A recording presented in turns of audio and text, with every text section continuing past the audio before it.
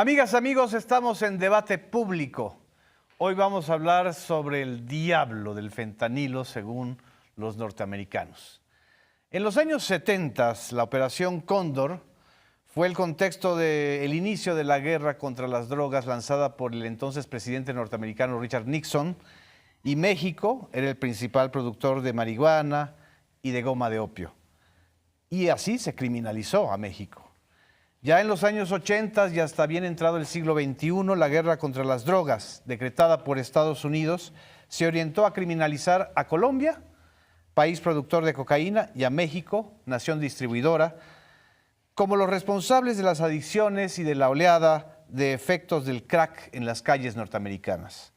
En los últimos 10 años, y en especial en los últimos 3, el enfoque se orientó en Estados Unidos contra las drogas sintéticas, las metanfetaminas y en especial aquellas derivadas de precursores químicos y sustancias como el fentanilo, el nuevo demonio para la geopolítica de Estados Unidos, nación acostumbrada a acusar a los factores y actores externos de sus graves problemas internos.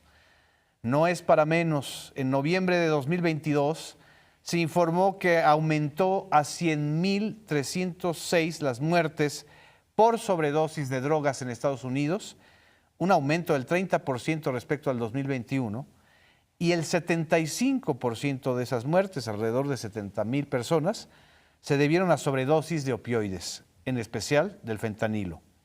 Para el conservadurismo norteamericano, el fentanilo es el nuevo diablo y proviene del infierno mexicano. Así lo han expresado congresistas republicanos que abiertamente proponen una intervención militar en México. Y por eso estamos en este debate público y tenemos el honor de que nos acompañe Gadi Savicki, titular de la CONADIC. Muchas gracias, Gadi, por estar aquí con nosotros. Gracias, el gusto es mío. También está con nosotros nuestros compañeros periodistas, Elia Baltazar, directora de Noticias del IMER. ¿Qué tal, Genaro? Buenas noches. ¿Qué tal, doctor? Hola. Buenas noches, Óscar. Y Óscar Camacho, director de Noticias del Canal 11. Óscar, muchas gracias. Genaro, como siempre, un gusto de estar aquí. Muchas gracias, doctor. ¿Qué tan grave es el diablo del fentanilo, Gadi? Claro, no deja de impresionarme lo que acabas de darle lectura, ¿no? Porque parecería como del siglo pasado el pensar que realmente están hablando de una intervención militar con un vecino amistoso para resolver un problema de este tipo, ¿no? Yo empezaría por decirte que cuando hablamos del fentanilo, tenemos que hablar de los fentanilos, porque no es una sola sustancia, es una familia de sustancias. Una de ellas es el fentanilo, quizás el más popular, pero está el carfentanilo también, el China White o el alfa-fentanilo, que todos son derivados análogos, se parecen a la molécula del opio, pero vienen de un laboratorio, son productos totalmente sintéticos. Y es no hay nada de sustancia natural. No, viene absolutamente de un laboratorio y eso es una de las cuestiones que hace que sea tan barato y tan fácil de pasar de un lugar a otro, ¿no? También es un despropósito el llamarle el diablo, porque si uno tiene cáncer o una enfermedad terminal en donde está sufriendo de dolor, vaya que es un ángel el fentanilo, porque no tenemos ninguna otra sustancia que alivie el dolor como lo hace esta sustancia. Y por eso, como te lo comentaba antes de entrar en cámara, parece que la receta ideal es el que tengamos acceso, pero sin exceso a estos medicamentos que son indispensables en los quirófanos, en los hospitales. ¿Y por qué en esos 2 años este sector conservador de Estados Unidos ha tomado como causa el fentanilo? Y prácticamente, pues ya van varias reuniones del gobierno reuniones recientes del gobierno federal de México con la encargada del combate al fentanilo. El propio canciller Marcelo Ebrard el día de ayer les advirtió a los cónsules mexicanos en Estados Unidos pues que debían de desmentir todas las falsedades que se están diciendo en los medios norteamericanos. ¿Es parte de esta psicosis norteamericana o de una nueva oleada conservadora? ¿Cómo lo podemos...? Bueno, sí, el hemisferio sur hemos sido el chivo expiatorio tradicionalmente de este tipo de problemas y pues hay que hablar con la verdad, ¿no? Y de frente a la sociedad, en el sentido de que si no hubiera una demanda tan poderosa por estas sustancias, no estarían presentes en nuestro territorio. Y por eso, Genaro, Oscar, Elia, cuando hablamos del problema del fentanilo en nuestro país, tenemos forzosamente que darnos cuenta que es un problema de tipo bimodal. Por una parte, tenemos propiamente los daños que causa el fentanilo al ser humano, que son muchos, pero en México tenemos una cantidad realmente pequeñita de usuarios de estas drogas. ¿Cuántos, más o menos? Pues mira, te estoy hablando de que son menos de 200 casos, ¿no? De personas. Menos de 200. Sí, en realidad es un puñado que se representa a veces en porcentajes en números muy escandalosos, porque si teníamos 3 casos y pasaron a 9, pues estás hablando de un incremento del 200%, ¿no? Así es. Pero eso no es un problema de salud pública en México y es muy importante hacérselo ver a la población. En México no tenemos estas 105,000 muertes por sobredosis de narcóticos. Imagínense el Estadio Azteca lleno de muertos por la sobredosis de una droga. Entonces, para nosotros, como Secretaría de Salud, aunque cada muerte, porque también hay un puñado de muertes en nuestro país, sobre todo en la parte norte del territorio, cada una de estas muertes es dolorosa y prematura y una tragedia, no es un problema de salud pública si lo comparamos con otras sustancias. Lo que sí es muy importante es que la presencia de esta sustancia atravesando nuestro territorio sí conlleva pues todo este desastre con el que estamos familiarizados los mexicanos, de contrabando, muertes, levantones, balaceras, Crimen organizado. coches monstruos, sí. Así es. Genaro, a mí me gustaría agregar a la discusión que ha abierto el doctor temas que para Estados Unidos no son cómodos y que tienen que ver con actores secundarios en esta trama. Yo pondría particular énfasis en el papel de China, Exacto. en el papel de las farmacéuticas y en el papel del tráfico hormiga a través de Internet. ¿Por qué? Porque, bueno, según las estadísticas, ya me corregirá el doctor, pero viendo los documentos de Estados Unidos, 90% de la producción de fentanilo, de la sustancia activa de fentanilo, el fentanilo ilegal, la producen entre China, Hong Kong, Singapur y ahora India, que se empieza a sumar. India también. Se está empezando a sumar este tráfico ilegal de sustancias. ¿Por qué? Porque es muy barato. O sea, el fentanilo, de acuerdo con los precios de mercado que ha documentado Estados Unidos, te puede costar el kilo $5,000 en China. La producción de un kilo de fentanilo te cuesta $5,000 y en Estados Unidos te puede llegar a costar básicamente $20 millones. ¿Ese mismo kilo? Un kilo de fentanilo. Ese es el margen de ganancia que está teniendo el tráfico de fentanilo en Estados Unidos.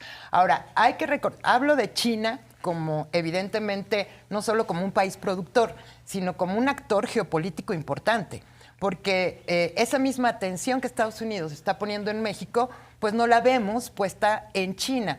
Un ejemplo nada más. Aquí hay esa presión por detener el paso, ¿no? El tránsito del fentanilo a Estados Unidos, pero Estados Unidos solamente ha sancionado a 4 empresas chinas vinculadas a tráfico ilegal de la sustancia activa del fentanilo. Solo 4. 4 chinas. Solo 4 empresas chinas. ¿Qué está pasando? Que además Estados Unidos y Canadá están concentrando el 80% o concentran el 80% del consumo de drogas sintéticas, de estos opioides que, por ejemplo, pues ya se documentó, tuvieron que ver, por ejemplo, en la muerte del cantante de Prince, por ejemplo. Él estaba usando un parche de fentanilo para dolores intensos. Y esta gran crisis de fentanilo que tiene Estados Unidos surgió, y ahora paso a este segundo actor estratégico, surgió en los consultorios. Hay que recordar este gran escándalo de las farmacéuticas, que aun cuando les pidieron controlar la prescripción de esta sustancia, del fentanil en ese momento, le dieron la vuelta y le cambiaban el nombre. Recuerdo particularmente el caso de la farmacéutica china, que incluso en 2021 fue sancionada por la FDA y en Europa también, porque estaban traficando, estaban dándoles ciertos alicientes a los médicos por tanta cantidad de pastillas que tú recetabas, ellos te daban una Como lana. comisionistas. Exacto, tal cual.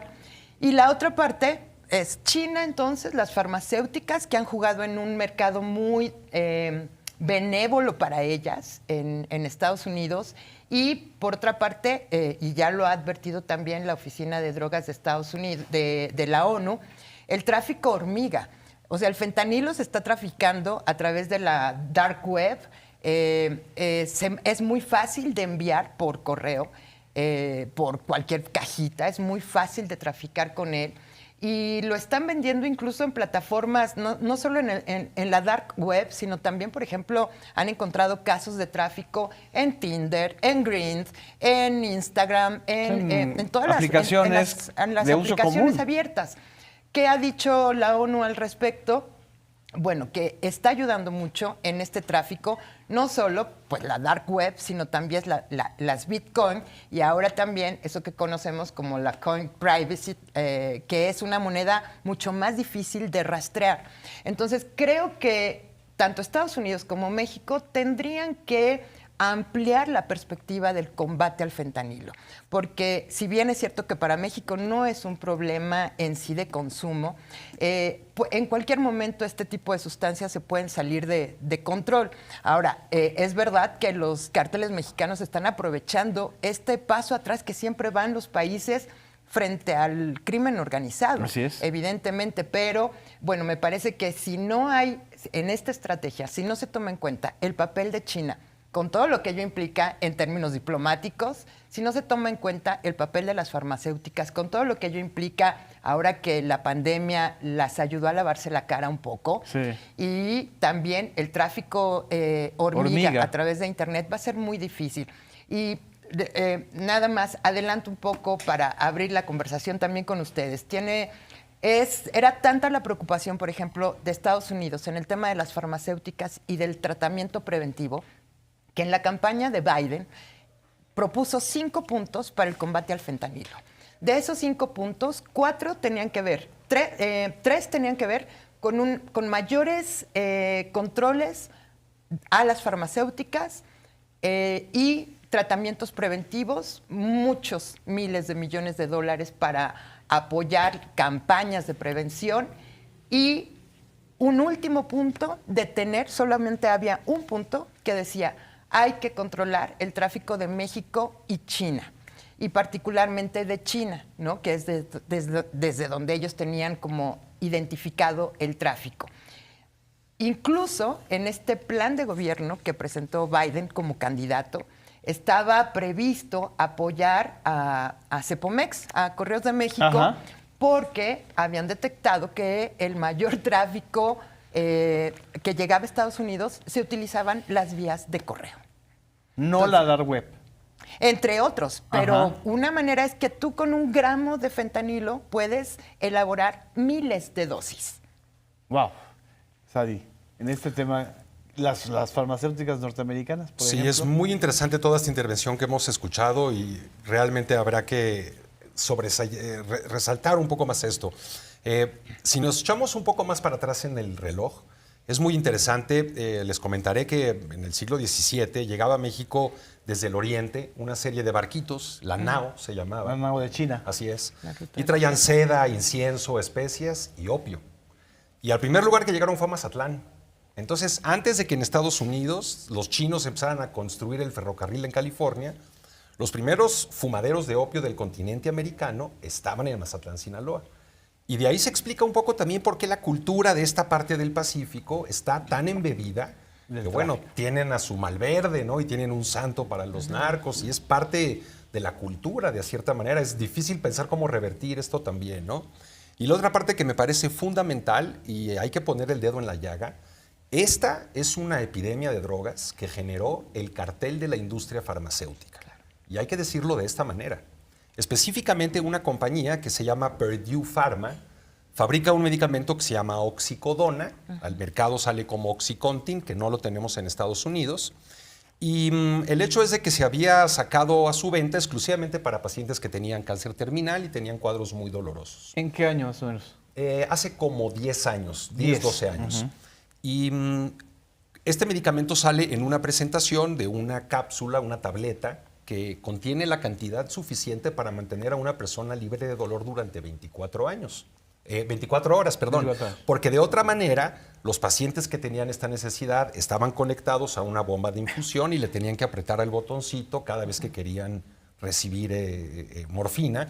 Y esto pues genera sobredosis, es difícil para el paciente controlarlo. Y ni tardos ni perezosos, y era obvio que esto iba a suceder, pues a los usuarios se les ocurrió agarrar esta tableta, meterla en un mortero y aspirarla. Entonces, la dosis de 24 horas de morfina se administra de un solo guamazo, como dicen en mi cuadra, y genera un estado de narcosis muy profunda y un gran riesgo de sobredosis. Entonces, llegó un momento en que empezaron a sonar las alarmas, ¿no? Y los médicos empezaron a decir, oye, yo ya no quiero prescribir estos medicamentos. Y las decenas de miles de personas que estaban adictas a la oxicodona salieron a la calle a buscar este producto. Decenas de miles. Estamos hablando de 100,000 sobredosis mortales en un año. Así es. ¿No? Entonces, es un número realmente espeluznante. Y les voy a comentar algo que quizás ustedes no sepan y es realmente escandaloso y nos habla de la diferencia de carácter entre los pueblos y los gobiernos de Estados Unidos y de México. Aquí, con este gobierno que tenemos en este momento, yo me ufano y constantemente digo que ningún interés particular, ningún interés monetario está por encima de la salud de la ciudadanía. Así es. En Estados Unidos es al revés. No hay nada por encima del bottom line, como le dicen ellos, que Exacto. es el dinero. Es el dinero. Entonces, a pesar de que les costó 2.500 millones de dólares en demandas a esta compañía, se sigue vendiendo este producto y aunque ustedes no lo crean, como el colmo del cinismo, ese mismo laboratorio también fabrica la naloxona. Entonces te venden el veneno Y la te venden el solución. antídoto. Wow. Entonces esto es descomunal, ¿no? Y es un acto realmente de cinismo y es la definición de un conflicto de interés, ¿no? Y el otro punto que es muy importante, para obtener 1 kilo de goma de opio, ¿no? México es uno de los productores más importantes de opio del mundo. Sí. Se necesitan un par de hectáreas, campesinos, la tierra, que llueva, la semilla, el cultivo, recogerlo y llevarlo. A diferencia de lo que se hace con el fentanilo, que si tenemos los precursores, Así es. un QFB en la cocina de su casa puede hacer unas dosis de fentanilo que le van a redituar enormes cantidades de dinero sin tener que estar transportando estos paquetotes. Y si lo pensamos un tantito, nos damos cuenta que este también es un epifenómeno que viene de la prohibición y la guerra contra las drogas, que termina por ser una guerra contra las personas. Exacto. No contra las drogas, porque las drogas, el fentanilo, es un objeto inerte, no tiene la culpa de nada, Así no es. tiene voluntad propia. Yo llevo 30 años de atender a personas con problemas adictivos y nunca me he encontrado a uno que me diga que una jeringa salió volando y se le clavó en el brazo arteramente, ¿no? Esto no existe.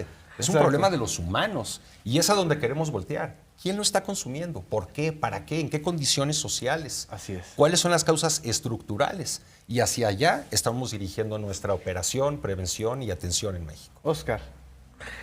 Doctor, teniendo la oportunidad de platicar aquí precisamente contigo, hay algo que me llama mucho la atención precisamente por todo esto que señalas. Siendo algo que no requiere de todas estas condiciones que acabas de señalar para su siembra, cosecha, todo esto, siendo que es algo químico, ¿por qué no se produce en Estados Unidos? ¿Por qué tiene que haber el tráfico? ¿Por qué hoy se habla tanto del tráfico del fentanilo? Si siendo un químico, ellos lo podrían producir. Y voy a lo siguiente. De hecho, producen una tercera parte. Ajá.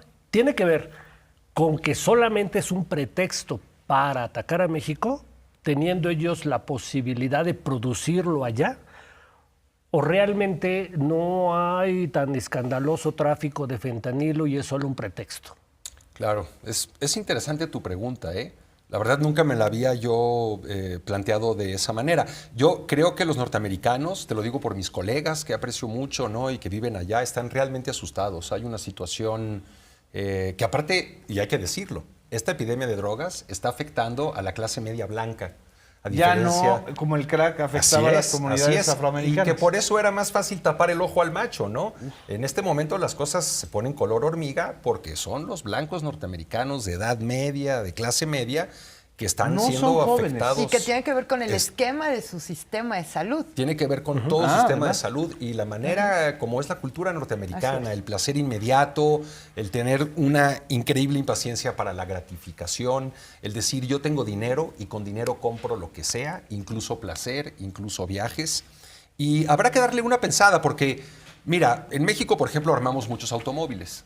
El motor lo hacen en Alemania y la carrocería lo hacen en Canadá, no sé, y se llega y aquí se ensambla. Entonces, también con el fentanilo podemos hablar de que hay varios pasos desde que llega los insumos primarios, se transforman, se sintetiza, se activa en fentanilo y ya se puede, digamos, vender en la calle, ¿no? Claro. De esta manera. Entonces, ¿hasta qué punto se fabrica en México el fentanilo? Pues es difícil decirlo porque estamos involucrados en unos cuantos de los pasos de la síntesis de estas moléculas Sí. y no en todo el proceso, ¿no?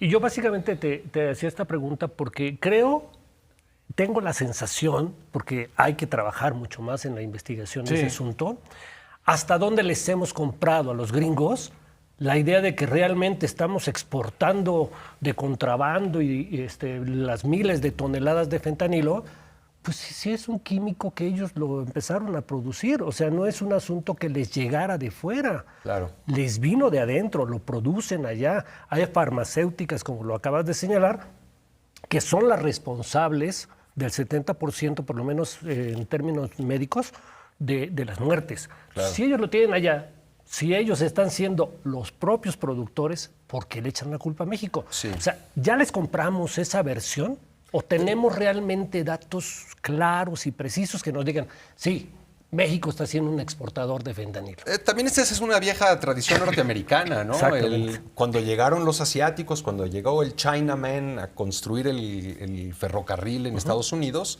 llegó con opio también. Claro. Y todo iba muy bien hasta que los blancos empezaron a consumir y en el periódico salía la noticia, chino drogado viola mujeres blancas intoxicado con una droga, ¿no? Exacto. Entonces viene la guerra en contra de esto. Como antes la hicieron con la marihuana y el jazz. Exactamente. La El jazz comunidad yo uso el negra. ejemplo, la comunidad negra, el jazz, y era la cocaína, y todo iba muy bien hasta que los blancos empezaron a utilizarlo. Y luego los jornaleros mexicanos, Sí. que llegábamos con esta hierba del diablo, este loco weed, ¿no? Y empezábamos a fumarla con los americanos, y mexicano drogado viola mujeres americanas, ¿no? Entonces, esto es una larga tradición norteamericana, no es nada nuevo. Sí, de culpar al otro, ¿no? El ver la paja en el ojo ajeno. Claro. Tenemos un problema adicional, Oscar, y que es que muchos de los insumos que se necesitan para producir estas sustancias también son indispensables para otro tipo de transformaciones industriales, ¿no?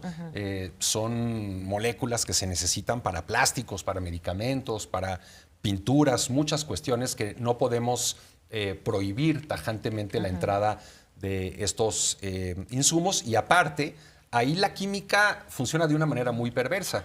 Porque si yo tengo una molécula que está prohibida y se llama fentanilo y tengo una estructura química que es como se representa, si yo le cambio un átomo y le pongo un átomo de carbono adicional, pues ya no es cambia una exactamente la composición. misma molécula Así es. y se escapa a la regulación. Claro. ¿no? Que eso es lo que están haciendo ahora, que están cambiando los métodos de... Se están volviendo mucho más sofisticados. El año pasado. Y ya no está siendo posible con medir o darse cuenta de cómo detectarlo. Detectamos 1.127 drogas sintéticas nuevas en un año. 1127. 1.127. ¿En el territorio mexicano? En todo el mundo. Ah, A partir de la 1120. modificación de alguna molécula. En general, En sobre general. todo lo que son las drogas sintéticas, de esta familia del éxtasis y el 12B, pues los químicos pueden manipular, ¿no? Claro. Los insumos y convertirlo en una multiplicidad de sustancias psicoactivas y se les llama de diseño porque el día de hoy tenemos la capacidad de darle una estructura estereoespacial a estas moléculas para que ocupen el receptor específico del cerebro que yo estoy buscando y propinen Hagan el- un efecto determinado. Ay, Sumo, permítame sí. nada más, Genaro, sumo a esta discusión otro tema que me parece muy contradictorio, porque precisamente en esta lógica que planteaba Oscar, si en Estados Unidos hay, ellos pueden producir, ¿por qué la lógica de la triangulación y del tráfico? Y me llamaba me llamaba poderosamente la atención con las reservas del caso, porque es un dato del gobierno chino, y ellos reconocen solo 4 millones de personas adictas a opioides y 2 millones de consumidores activos en un país que tiene 1.400 millones de personas. Entonces, la lógica tráfico, producción, porque además es el segundo país productor de fármacos, es un mercado poderosísimo, el de China, es uno de sus principales. Igual que en la India. Es China, India, Estados Unidos. Y de pronto esta lógica de consumo-tráfico choca con lo que está pasando en los distintos países. Y bueno, precisamente este modelo de Estados Unidos, este modelo de consumo, de acceso, de su sistema de salud, incluso de los seguros, porque es carísimo incluso conseguir el medicamento que mencionó en este momento, que es el que puede combatir una sobredosis. Así es. ¿No hay algo, antes de ir a corte, doctor, estamos inmersos en la economía ya digital, en la salud digital también? Sí. ¿Qué tanto afectó el problema de la pandemia, del COVID-19, para este incremento del consumo de drogas de diseño? Ya no digamos solamente fentanilo. Claro. Sí movió la pandemia, ¿no? Sí muchos de los mercados y de las rutas y demás, pero lo movió de maneras como no estábamos del todo preparados para verlo, ¿no? En primer lugar, te quiero decir que llama la atención que, por ejemplo, el día de hoy salió una noticia que se incautaron 1.800.000 pastillas de fentanilo y luego otro tráiler con 20 toneladas de cocaína, y esto sucede con cierta frecuencia. Así es. Y cuando tú te das cuenta, el precio en la calle de la cocaína no baja ni sube ni un solo centavo. Esto nos habla de la cantidad de drogas que hay y la capacidad que tienen estas bandas de criminales para copiar, para distribuir y para tener un negocio sobrevivieron internacional. a la crisis del COVID. Claro. Y ahora, lo que sí vimos también mucho es cómo se transformó la manera en que las personas compran las sustancias.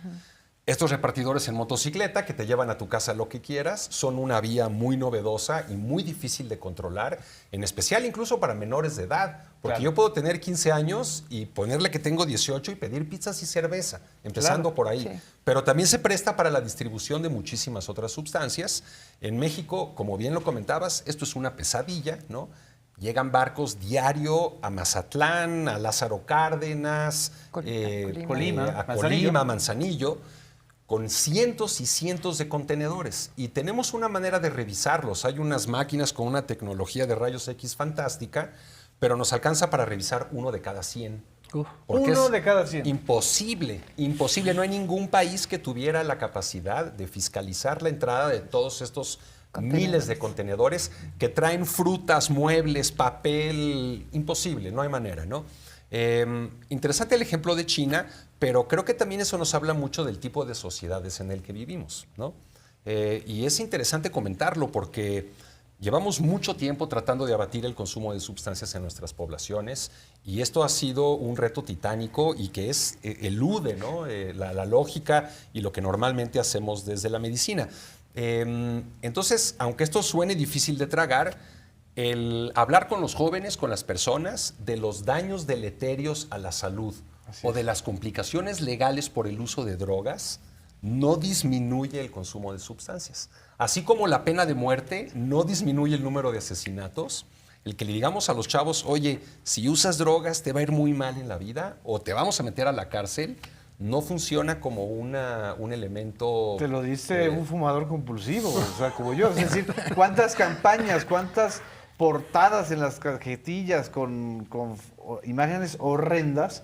Y la adicción es la adicción. Así es. Es decir, es un problema del puritanismo también. Es decir, también es un problema en lugar de promover un consumo responsable, informado, pues lo prohibido siempre va a ser más atractivo. Claro. Pues, bromeábamos en la comisión, decíamos que le queríamos cambiar el nombre y le íbamos a llamar la Comisión para la Administración del Placer, ¿no? Ajá. Porque parece que de pronto las cosas que nos causan placer se vuelven muy malas, ¿no? Muy prohibidas. Y desde el punto de vista judio-cristiano, con la moral con la que vivimos, le tenemos mucho miedo al placer, ¿no? Pero en el caso del fentanilo, doctor, hay un problema, creo, que es que la gente no sabe que lo está consumiendo. Eso es un problemón. Porque cuando uno tiene un consumo responsable, o sea, yo sé que puedo inhalar cocaína, fumar mota, pero sé lo que estoy consumiendo y he decidido hacerlo. Así es. Pero en el caso del fentanilo, en muchos de los casos, la gente no lo sabe y hay muchísimos casos en Estados Unidos y en Canadá de gente que se volvió adicta sin saber lo que estaba O consumiendo. se sobredosificó. Así ¿no? es. Les voy a dar una cápsula muy breve de farmacología. Hay dos conceptos que son fundamentales para entender cualquier medicamento. Uno se llama DE50, que significa dosis efectiva 50. Y esta es la dosis promedio con la que tú generas un efecto en la mitad de la muestra. Ratones o perros o seres humanos. Y hay otro que se llama DL50 y es la dosis letal 50. Es la dosis promedio con la que matas a la mitad de los organismos que reciben la dosis, ¿no? En el caso, por ejemplo, de la cannabis, conocemos la dosis efectiva 50, pero no conocemos la dosis letal. No sabemos todavía cuánto THC mata a un ser humano. Así es. Pero en el fentanilo, la DE está aquí y la DL está aquí. Muy cercano. Muy cercanas, peligrosísimamente cercanas. De tal manera que si para un hombre de 70 kilos, un ser humano de 70 kilos, la dosis promedio sería, por decir algo, 2 miligramos de fentanilo, ¿no? Pues cambia por completo bajo esta ecuación, ¿no? Así es. Hay algo, no sé si nos dé tiempo todavía, pero Sí, hay algo sí, todavía tenemos tiempo, sí, todavía tenemos tiempo. que sí me llama mucho la atención. Yo siempre he creído que, bueno, en este esquema, ¿no?, de persecución, yo siempre he creído que hay de pronto actores a los que no se les toca, ¿no? Y como siempre he creído que no hay un narcotraficante o un delincuente si no hay un funcionario que lo está protegiendo, ¿no? Creo que es súper importante. Pero en este problema, y por la historia precisamente de muertes del fentanilo, lo que acaban de decir es un dato impresionante. 70,000 personas muertas con Así es. receta médica. Así es, Pero no hay 70,000 médicos en la cárcel. efectivamente. O sea, los No, y médicos... mucho menos Ajá. responsables Claro, de las pero farmacias. ya hubo uno, ¿eh? ¿Seguro? La gente tiene contacto no con las farmacéuticas, sino con los médicos. Así es. Y cada médico de los que recetaron para que murieran 70,000 personas, pues es un asesino que anda libre. O sea, tenemos en Estados Unidos 70,000 médicos asesinos que están libres y contra ellos no se actúa. ¿Qué se está haciendo en México para que no haya médicos asesinos recetando fentanilo? Claro. Interesante. Mira, te lo voy a decir con mucho orgullo, ¿eh? La medicina se ejerce de manera totalmente distinta en los Estados Unidos y en México. En México todavía somos médicos muy humanistas, que tenemos una gran confianza por parte de nuestra población. No trabajamos con miedo a que nos demanden y que haya alguien que nada más esté Sí, que ese es buscando. todo que todo es ese un gran modelo problema, norteamericano por también. supuesto, Sí, sí. ¿no? Entonces, en Estados Unidos, los que tienen derecho a prescribirlo lo hacen bajo un expediente secreto y bajo el privilegio de secrecía también que hay entre un médico y paciente. Y supongo que muchos de ellos actuaron también de buena fe. Lo que pasa es que el mercado farmacéutico, que desde mi punto de vista, por más que vivamos en una economía de mercado libre, no puede ser nada más mantenido por la oferta y la demanda. Los medicamentos, de alguna manera, el Estado tiene que intervenir para poder decir a quién se le vende, a quién no se vende y todo lo demás. Entonces, en México no tenemos estos medicamentos para empezar, como te lo había comentado, pero tenemos una forma totalmente diferente de ejercer la medicina. Creo que también tenemos que darnos cuenta una vez más que los dos extremos aquí son problemáticos, porque, insisto, en México hay demasiadas personas que mueren con dolor y que deberían de poder tener acceso a estos medicamentos, pero todo el mundo tiene miedo, ¿no? Así es. Los familiares del paciente tienen miedo a la adicción, aunque tenga cáncer y se vaya a morir en un mes. Claro. Los médicos tenemos miedo de prescribir porque se nos ha dicho que es muy adictivo y no es parte de lo que se nos enseña de manera tan cotidiana, ¿no? Para prescribir estas medicinas en México se necesita un recetario especial, no como de psiquiatra. Yo no puedo prescribir morfina. Necesita ser un anestesiólogo o un algólogo, un médico del dolor, que tiene un recetario con un código QR y que tiene una supervisión extrema, ¿no? Por parte incluso de la Secretaría de Seguridad, para ver que el medicamento se esté utilizando correctamente, ¿no? Wow. Pero en Estados Unidos es todo lo inverso. Hasta Todo los lo inverso. dentistas Miren, podrían ¿en prescribirlo. qué otro lugar del mundo ustedes han visto que prenden la tele y el anuncio dice ¿por qué no le preguntas a tu médico sobre el Prozac? Es muy bueno para ti, ¿no? O sea, esto no sucede en ningún otro lugar del planeta, así es. ¿no? En México tenemos también al hombre del maletín, ¿no? Que llega y nos ofrece todas estas muestras médicas. La industria de medicamentos es muy agresiva, hace mucho proselitismo y pues no todos los médicos tienen la ética y la moral suficiente para aguantar los cañonazos de 50,000 duros, como decía, ¿no? Así es. Los viajes a los seminarios. Es lamentable, de verdad, porque a veces a mí me ha tocado ir al Congreso Mexicano de no sé qué especialidad y vamos allá a un hotel y ahí están los colegas, ¿no? Haciendo el baile del perrito para ganarse una gorrita de una Reluciéndose por la medicina. farmacia, sí. Y luego llegan y te dicen, si tú sacas 20 recetas de este llevas producto, tanto. te mandamos a un club de golf en no sé dónde. Y eso es un soborno, o sea, es un acto de cohecho, es una práctica totalmente en contra de la buena medicina. Así Por es. eso me parece importante, los 5 puntos que había propuesto Biden Así es. en su campaña para combatir. Vamos a combatir el retomarlos, fentanilo. Elia. Vamos a un corte. Por cierto, están nuestras redes sociales abiertas para que ustedes nos hagan preguntas. El tema da para muchísimo. Pero bueno, ahorita regresamos. No nos dejen.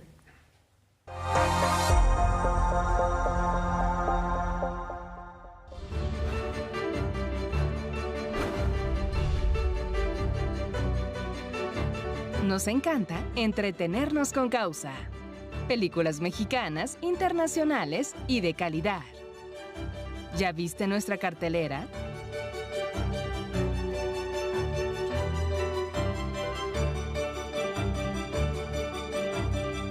Por Canal 14.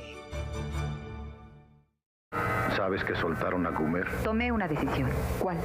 Poner un negocio por nuestra cuenta. ¿No ves que Tony me lo controla todo? No tiene solución. Eres estúpida. A este lo mato.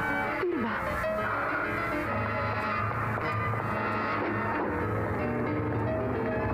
La próxima vez los agarraremos por sorpresa, Gumer. Cinema 14 presenta Las Cachorras, martes 23:55 horas. Una nueva temporada para compartir pasiones, gustos y vidas. Es una expresión de coraje, de disciplina, de supervivencia. Pues es precisamente la palabra comunidad. Somos muy apasionados con lo que nos gusta. No te pierdas aquello que nos mantiene unidos. Y esto es lo que somos.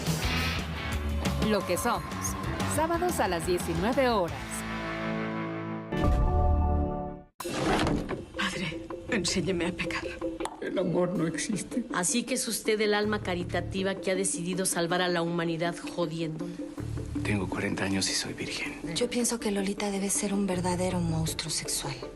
Tú me has robado mi puesto ante Dios. Cinema 14 presenta Sexo por Compasión. Función estelar, martes 22 horas.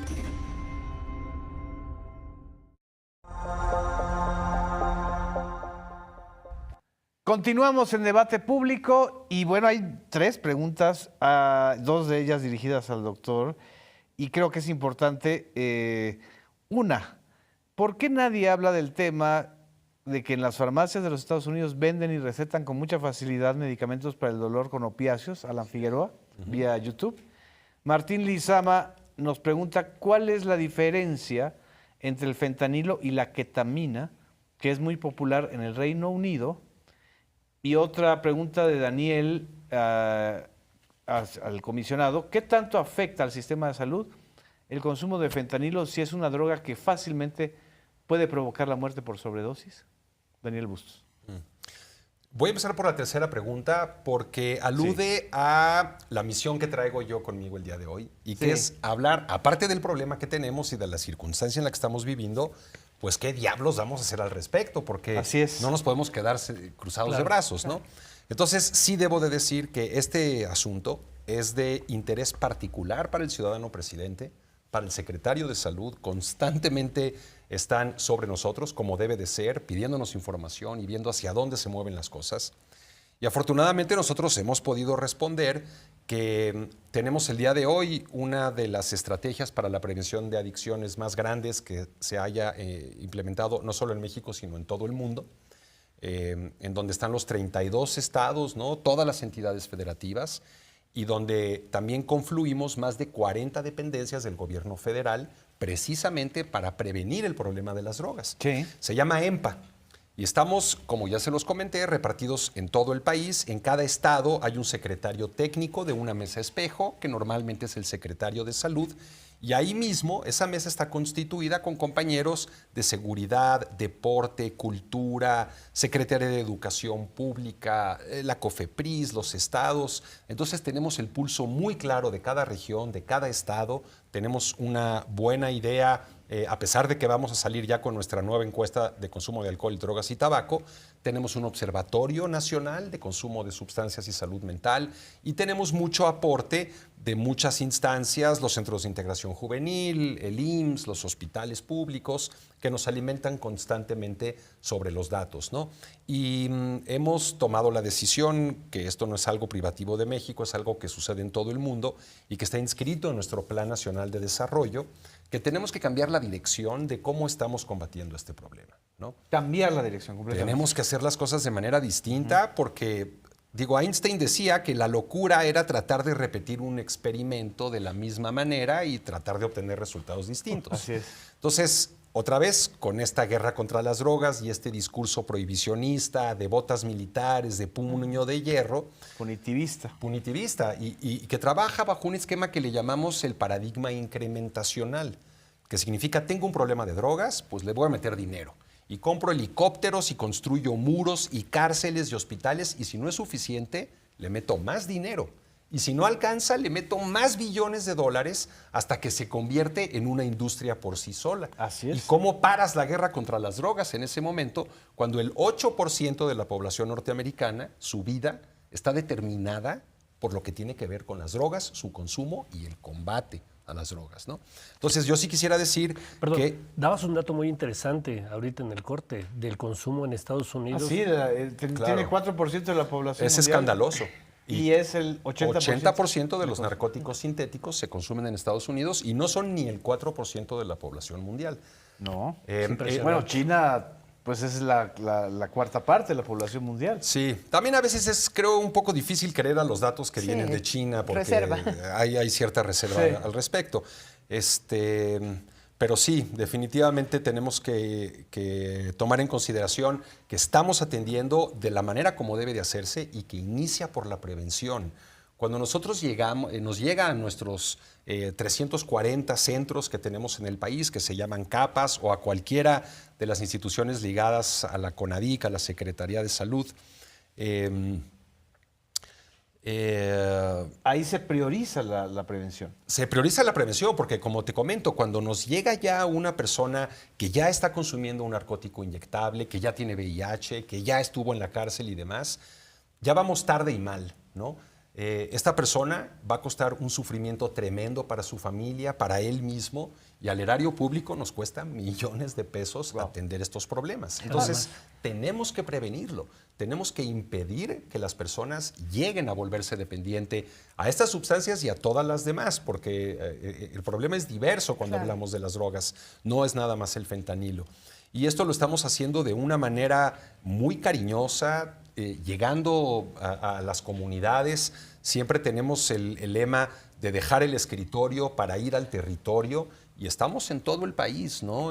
Platicando con los médicos, capacitándolos, a los adictólogos en manejo de adicciones y a los psicólogos en manejo de adicciones y a los adictólogos en psicología. Hemos capacitado 100,000 trabajadores para un instrumento que se llama Mental Health Gap, que se diseñó para disminuir la brecha entre los que pueden y no pueden llegar a un servicio de salud mental, y que se diseñó para América Latina. Esto es bien importante. ¿Cómo puede cualquier ciudadano que tenga un problema, ya sea propio o de algún familiar, vincularse con CAPAS? Claro. Bueno, nuestro primer instrumento, la primera línea que tenemos para la ciudadanía es la línea de la vida. Es un centro de contacto, es un gran grupo de profesionales que llevan 20 años haciendo esto.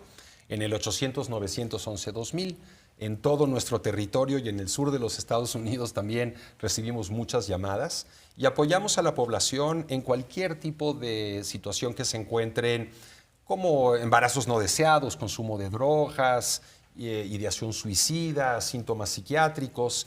Y hemos logrado potenciar este sistema que recibe miles y miles y miles de llamadas y de ahí, en muchas ocasiones, podemos dar un cierto manejo telefónico y cuando el apoyo telefónico no nos alcanza, referimos a estos pacientes bajo un protocolo que ya existe para que tengan la atención que se necesita, porque si bien es cierto que los problemas de dependencias a las sustancias son un problema severo, no es causa perdida. Se puede salir México.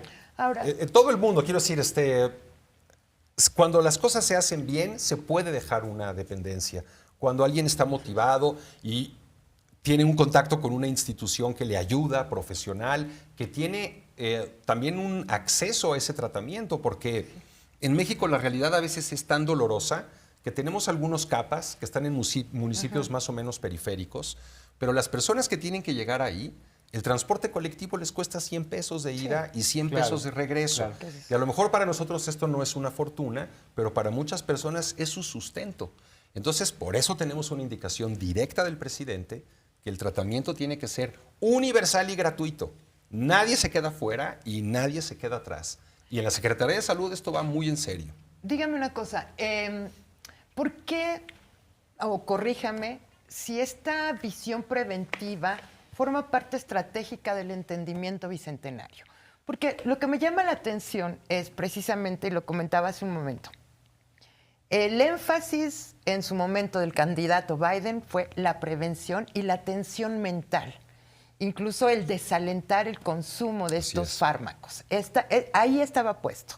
Lo escucha usted, veo lo que hace el gobierno de México, las medidas que están tomando, y digo, si hay digamos, una visión común en este sentido a nivel de gobiernos federales o de estrategias federales, ¿por qué no se nota en el marco del entendimiento bicentenario y por qué el énfasis se está dando más de las dos partes en una estrategia más de seguridad y menos de salud? Claro. Wow, buena pregunta. Muy buen cuestionamiento. El día de hoy tuvimos una reunión con la gente de la Secretaría de Seguridad precisamente para tratar de avanzar sobre ello, ¿no? Y te quiero comentar que también ahorita en Viena se está dando una asamblea especial para las cuestiones de drogas. Yo mandé un mensaje grabado porque si no tendría que ser a las 3 de la mañana. Y nuestro discurso frente a todo el mundo es: no vamos a seguir adelante con el combate al problema de las drogas como se ha hecho hasta ahorita. Tenemos que recapacitar, tenemos que prevenir, tenemos que empezar a ser humanistas, empáticos, basarnos en las buenas prácticas. Te voy a dar un par de respuestas que son un poco aterrorizantes, pero se los voy a decir. En primer lugar, por cada $1 que nos gastamos en la reducción de la demanda, eso significa el sector salud tratando de que las personas usen menos drogas, se gastan $100 en la reducción de la oferta. Wow. En pistolas, radares, perros. 100 veces más. 100 veces más. Uno de nuestros grandes esfuerzos es tratar de equilibrar ello. Si nosotros los sanitaristas contáramos con esos recursos, estoy seguro que podríamos hacer una labor preventiva mejor. Pero, habiendo dicho esto, la verdad de las cosas es que mucho del trabajo de prevención que hacemos no tiene el sustento suficiente. Lo hacemos porque no tenemos algo mejor que hacer. Pero es realmente un trompo a la uña. Es realmente un reto el poder hacer que las personas se mantengan con una virginidad psicotrópica, si me lo permiten de esta manera. Sí. Y por eso el día de hoy, si bien estamos tratando de que si alguien no consuma, pues que no consuma, si ya lo hace, ¿cómo evitamos de que siga progresando hacia el consumo patológico de esa droga? La parte de la adicción. Así es, porque no es lo mismo, digo, no sé ustedes, pero el fin de semana si la comida está buena, yo me tomo una cerveza o una copa de vino, y eso no supone ningún daño a mi salud por ningún lado donde lo vea, a diferencia de una persona que se toma 1 litro de ron todos los días, que bueno, pues está quitando la vida, ¿no? Está desarrollando un problema en el que la vida le verde por medio. Aquí hay una pregunta de Susita Arista, vía Facebook. ¿Podrían hablar de en qué instituciones se pueden atender a los hijos pequeños de adictos? Que también es un caso, es un tema. Súper tema. Sí. Porque ya hay casos, ¿no?, de niños neonatos ya que nacen con la adicción. Claro. Sin embargo, tenemos que ser precavidos con ello, ¿eh? Sí. Por ejemplo, hijos de madres que tienen dependencia a los narcóticos, ¿no? Es algo muy dramático porque son niños que nacen con dependencia a la heroína o a la metadona. Y es muy dramático porque el bebé nace y está en síndrome de abstinencia. Wow. Y se los voy a decir de una manera particularmente dolorosa, pero es algo vivencial, ¿no? Una vez de que uno oye llorar a estos niños, no se le olvida nunca el llanto de estas criaturas porque es muy peculiar. Es un llanto de desesperación de un bebé. No sucede lo mismo cuando vemos a los hijos de madres que consumen psicoestimulantes. Ahí en algún momento había esta ola de los bebés de crack, ¿no? Sí. Los crack babies. Yo les pido que busquen en dónde están estos bebés.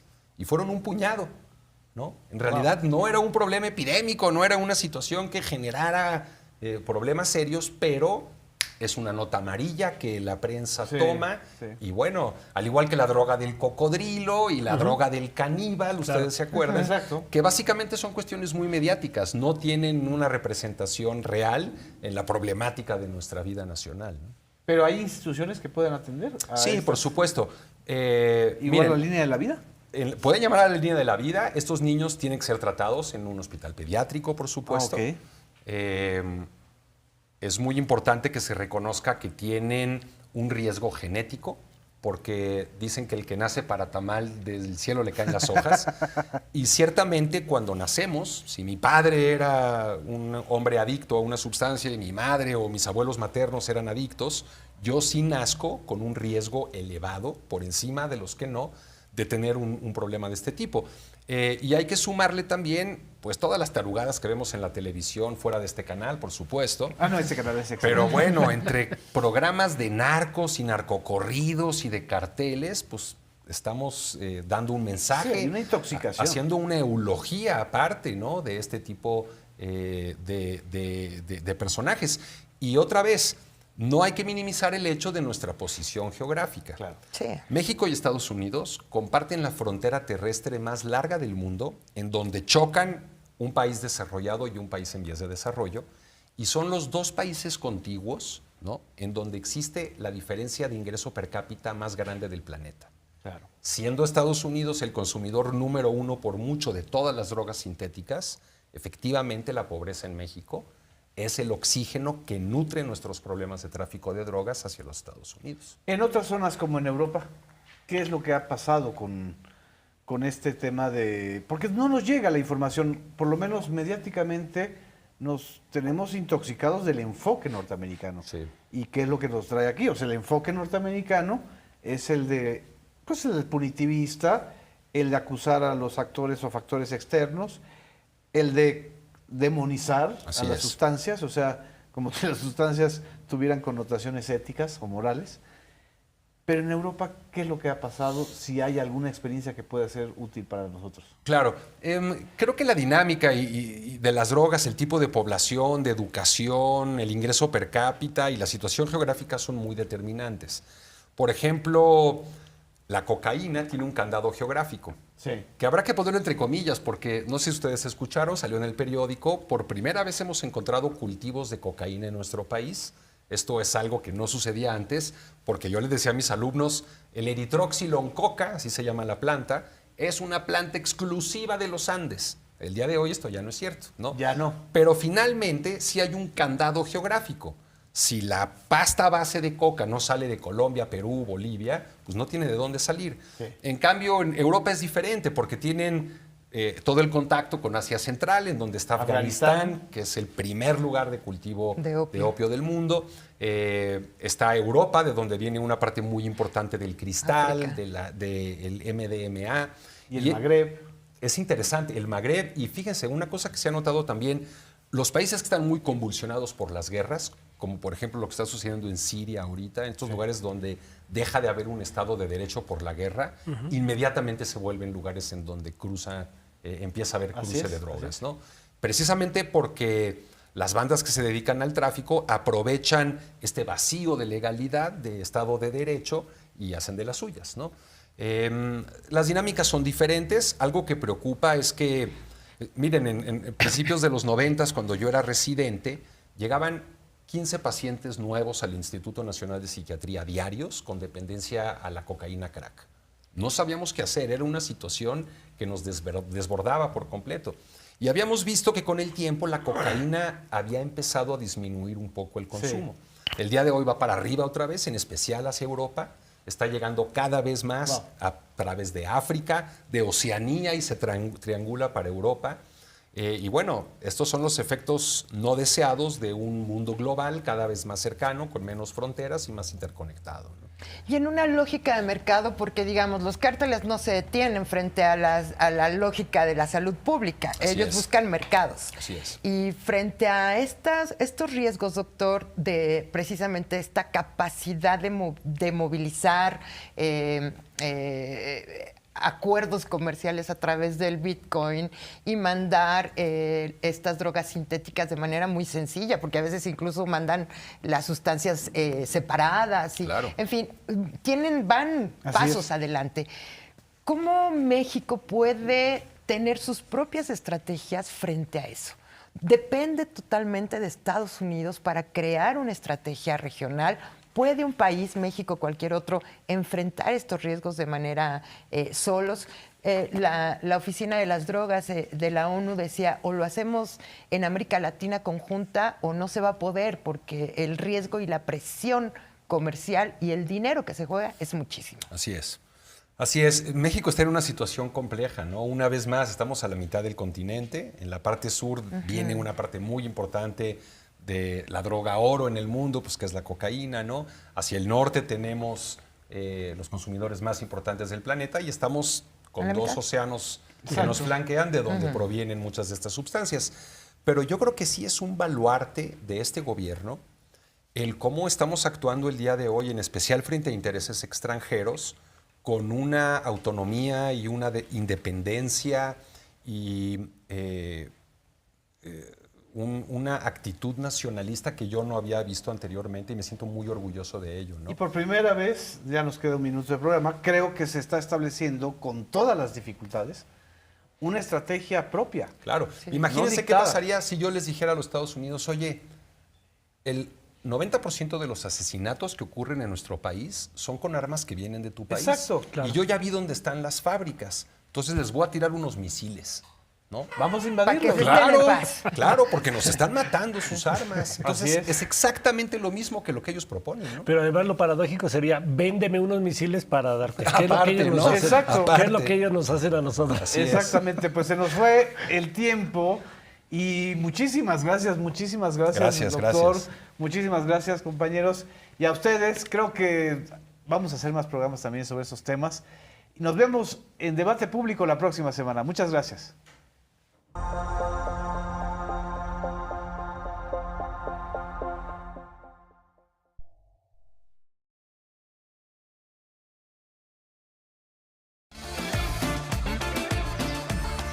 Jugosos estrenos de primavera. Próximamente por Canal 14.